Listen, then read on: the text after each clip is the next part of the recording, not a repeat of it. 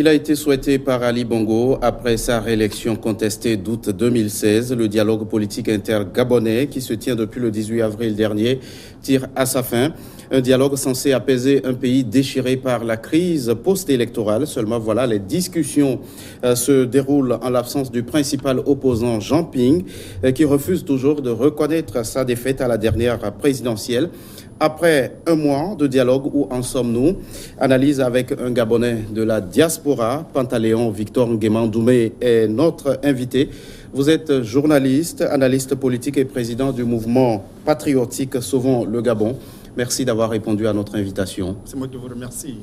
Vous avez suivi de loin les travaux de ce dialogue politique dans votre pays. Peut-on aujourd'hui parler d'avancée? Bien, moi je vous dirais déjà d'avance que au Gabon, la devise du Gabon, c'est dialogue, tolérance, paix. Okay? Donc le dialogue, c'est dans notre ADN.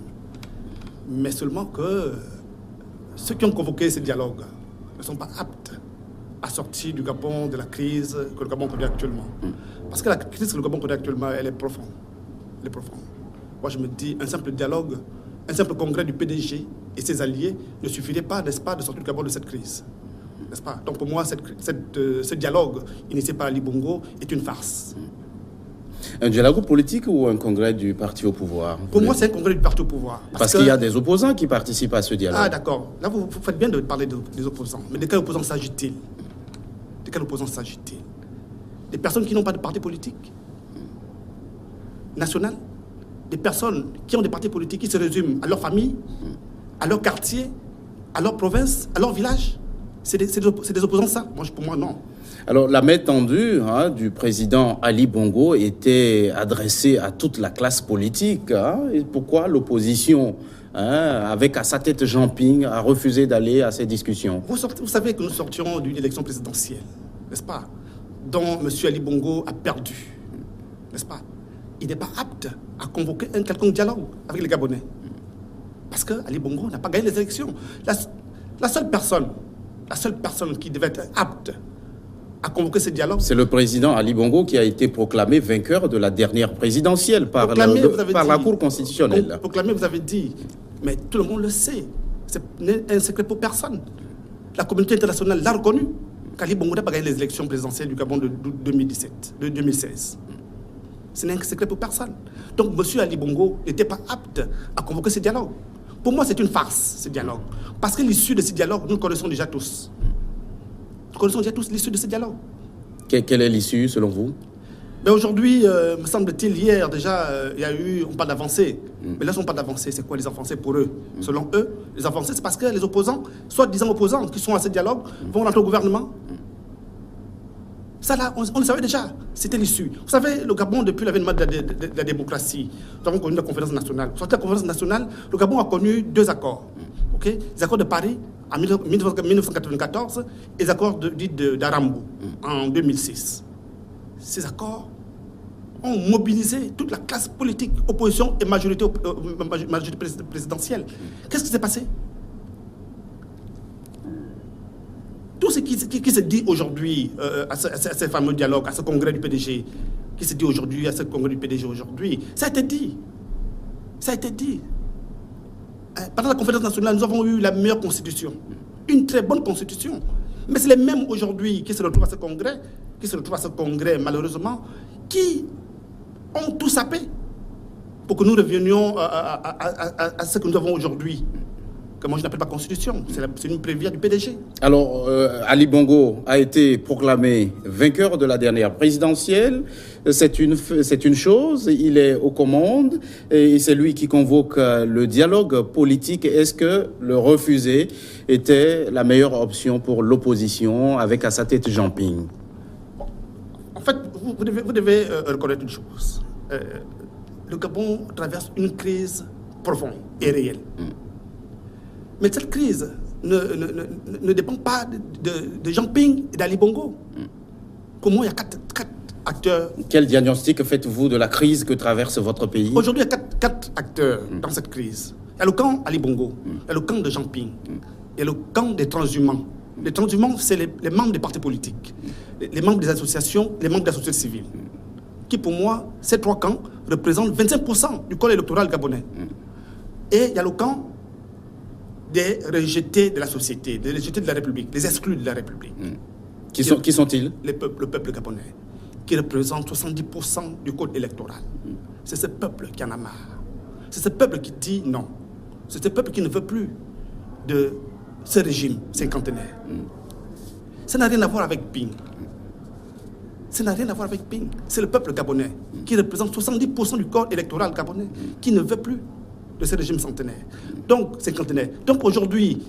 Il y a plus de 40% de Gabonais du corps électoral qui ont voté pour Ali et pour Jean Ping. Mais 40% face à 70%, qu'est-ce que ça représente? Est-ce qu'en refusant d'aller à ce dialogue, est-ce qu'il est en phase avec tous ceux qui ont voté pour lui? Vous savez, aller à ce dialogue signifie tout simplement aller reconnaître la victoire d'Ali.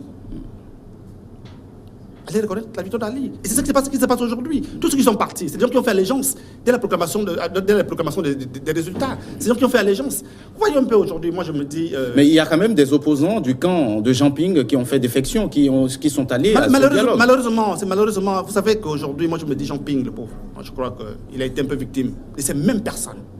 Ces mêmes personnes qui ont tué la politique au Gabon depuis l'avènement de la démocratie. Ce sont ces mêmes personnes qui se sont retrouvées chez Jean Ping. Les mêmes personnes. C'est ces mêmes personnes, aujourd'hui, vous avez vu, une fois proclamé les élections, ils n'ont pas hésité de partir, de quitter Jean Ping. Les mêmes personnes.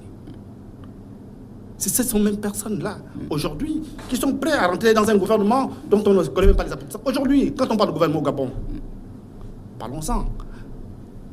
Les ministères au Gabon, aujourd'hui, ne représentent plus rien du tout. Parce qu'à côté des ministères, vous avez les agences. Les agences qui sont gérées directement à la présidence. Donc, les ministres sont là juste, c'est de faire valoir. Alors, vous refusez d'admettre qu'il y avait des opposants à ce dialogue, même si vous le dites, ceux qui ont ce statut au sein de ce dialogue avaient menacé il y a quelques jours de quitter la table de discussion parce qu'il y avait des désaccords. Vous avez l'impression, vous avez le sentiment qu'à quelques jours de la fin de ce dialogue, ces divergences sont aplanies. Selon eux, moi je me dis, vous savez, c'est une mascarade, n'est-ce pas? Il faut faire semblant. Il faut faire semblant de démontrer le vrai. En principe, ils connaissent l'issue de leur congrès. Ils connaissent déjà l'issue. Qu'est-ce qui vous fait dire que ce dialogue est de la poudre aux yeux, M. Nguema? Parce que c'est du déjà vu. C'est du déjà vu. Parce qu'une chose, c'est de prendre des résolutions. Une autre, c'est les appliquer. Mais je suis sûr que ce régime n'est pas prêt à concéder un seul iota de leur pouvoir. Ils ne le feront pas. Donc tout ce qui se dit aujourd'hui, c'est de la mascarade. Pure et simple. Alors les points d'achoppement entre les deux camps seraient survenus sur la future ossature institutionnelle du Conseil national de la démocratie, la CENAP.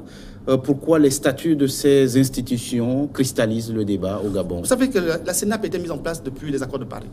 Depuis les accords de Paris, il était question que cet organe se charge d'assurer les conflits entre partis politiques, les acteurs et les acteurs. Mais malheureusement, depuis la mise en place de cet organe n'a jamais joué son rôle. C'est une coquille vide. Parce que, jusqu'à la preuve du contraire, le président de cet organe était toujours nommé par le chef de la République, le président de la République. Vous voyez un peu. Donc, lui, il fait la politique de celui qui l'a nommé. Donc, cet organe, pour moi, que ça soit là ou pas, bon, moi, ils n'ont jamais joué leur rôle. Ils n'ont jamais eu les moyens qu'il fallait. Parce que, bon, à la fin, c'est le président qui les nomme. Est-ce que, justement, ce n'était pas l'occasion d'aller à la table de dialogue pour faire des propositions concrètes allant à la restructuration de ces institutions? Parce qu'aujourd'hui, si le CND fonctionnait bien, ce dialogue aurait pu se tenir au sein du CND. C'était prévu pour ça, ce genre de débat. Mais malheureusement, que le fonctionnement du CND ne correspond pas aux aspirations de ceux qui ont initié ce projet-là. Ça ne correspond pas. Ils ne jouent pas leur rôle. Monsieur Nguema, le dialogue politique dont nous parlons fait suite à une phase citoyenne durant laquelle plus de 1200 organisations et personnalités se sont exprimées et donné leur vision du pays. Et ils ont fait des propositions. La preuve que les Gabonais, dans leur ensemble, ont soif de ces réformes institutionnelles et constitutionnelles. Ça, c'est réel. Nous avons tous besoin de réformes. N'est-ce pas? Parce que, bon, avant le présidentiel même, nous l'avons souhaité. Mais malheureusement, ça n'a jamais été écouté. Bon, lorsque vous parlez de 1200 organisations, moi, je vous dis, c'est pour revenir que ce qui se fait aujourd'hui dans ce dialogue, rien n'est vrai. Parce que les associations qui ont pris part à cette phase citoyenne, à ces consultations, à cette consultation, c'est les associations qui ont été créées de toutes pièces, dans les chambres, qui n'existent pas. Qui n'existent pas. Comment le savez-vous? Mais moi, je le sais. Je le sais. Oui, comment? Parce que, je ne vais pas dévoiler un secret, n'est-ce pas? Mais je vous dis que ce sont les associations qui ont été créées de toutes pièces, dans les chambres, qui n'existaient pas. Qui n'existent pas, qui n'ont jamais existé. Aujourd'hui, vous avez des associations, c'est le président seul qui représente Vous avez le sentiment que cette démarche n'a pas été vraiment inclusive? Du tout. Du tout. C'est de la mascarade, tout simplement. Voyez aujourd'hui les partis politiques qui prennent part à ce congrès. À ce dialogue politique. Bon, d'après vous, c'est des associations, des partis politiques où vous retrouvez rien que le président et sa femme. C'est un parti politique. C'est les partis politiques où vous trouvez et le président et ses enfants. C'est un parti politique. Vous croyez que c'est sérieux, ça? Et quand ils vont à ce congrès, ils parlent au nom de qui? Moi, je vous dis, le seul parti apte au Gabon aujourd'hui. À l'époque, nous avons connu des grands partis politiques de l'opposition. Le RPG de Mbaba Solo, l'UPG de Pierre Mambundu et le PGP d'Agonjo Kawe. C'était les grands partis politiques. Mais aujourd'hui, ces partis-là ne sont plus, parce que, la plupart sont partis, ils ne sont plus avec nous dans ce monde. Mais aujourd'hui, le seul parti apte qui peut parler au nom du peuple gabonais, qui représente réellement l'opposition, c'est l'Union nationale. C'est le seul parti qui peut faire face au PDG. Parce qu'aujourd'hui, vous pensez que ce parti a plus d'ancrage que le PDG d'Ali Bongo? Non, pas plus. Mais je me dis, l'Union nationale et le PDG peuvent parler comme deux grands partis. C'est les deux grands partis actuellement au Gabon. Le reste, c'est de la mascarade. C'est les partis qui existent de nom, tout simplement. Et l'Union nationale n'a pas pris part à ce dialogue. Pour moi, c'est... Est-ce que cette politique de la chaise vide est encore d'actualité? Mais de quelle chaise vide vous parlez? Il y a eu d'abord quelle chaise? Le boycott des discussions. Il n'y a pas de chaise. Parce que le boycott. Parce que ce congrès, ce dialogue, c'est une farce. Et Jean Ping a été clair, il boycotte. Non, c'est une farce. C'est une farce, ce dialogue. Ce dialogue. Vous verrez, moi je sais que vous êtes un garçon assez outillé, vous êtes un journaliste assez, qui fouille beaucoup. Vous allez suivre les événements, vous verrez que au sortir de là, il n'y aura rien de positif. Rien. Parce qu'aujourd'hui... Alors, Victor Nguema Ndoumé, les organisations de la société civile ont fait des recommandations importantes touchant à la politique et aux institutions. À quel prix peut-on parvenir au Gabon à diminuer l'influence du pouvoir conseil exécutif, à aller vers plus de transparence et renouvellement des postes importants comme le recommande cette société civile? Aujourd'hui, le mal du Gabon, en général, c'est le PDG Bongo. C'est le mal du Gabon. C'est le mal du Gabon. Les gens n'en veulent plus. 50 ans, on dit c'est trop. Tant qu'Ali Bongo sera là, quel que soit ce que nous allons dire, ne biaisons pas. Ce qui importe aujourd'hui, c'est le départ d'Ali. C'est ce qui importe. C'est son départ. Les pouvoirs d'Ali, limiter, ça ne arrange rien. Il ne pourra partir que par le verdict des urnes. Mais malheureusement, ça a été fait. Mais je dis aujourd'hui qu'il faut que le peuple prenne ses responsabilités, tout simplement. Est-ce que la page de la contestation électorale des résultats de la présidentielle ne vous semble pas être tournée pour passer aux choses plus importantes? Et comme lesquelles, par exemple? Les réformes dont nous parlons. Mais qui doit mener ces réformes? Ali Bongo est au pouvoir, c'est un fait. Ali Bongo est au pouvoir, c'est un fait. Moi, je ne crois pas. Bon, c'est vrai, aujourd'hui, il est au pouvoir, n'est-ce pas? Il est au pouvoir. Mais de quelle manière? quelle manière? Il ne sera jamais crédible. Quel que soit ce qu'il va intenter, il ne sera jamais crédible. Parce que le monde entier le sait. Le monde entier le sait. Qu'il n'a pas gagné les élections. Donc, il n'est pas apte à mener une quelconque négociation ou c'est pas possible. Il y a eu des désaccords, notamment sur des points liés à la limitation des mandats, le mode de scrutin au Gabon. Vous avez le sentiment qu'on peut faire des concessions, que le pouvoir peut faire des concessions, au moins à ce niveau? Je vous ai dit qu'au sortir de la conférence nationale, nous avons eu une constitution qui avait réglé toutes ces questions, n'est-ce pas?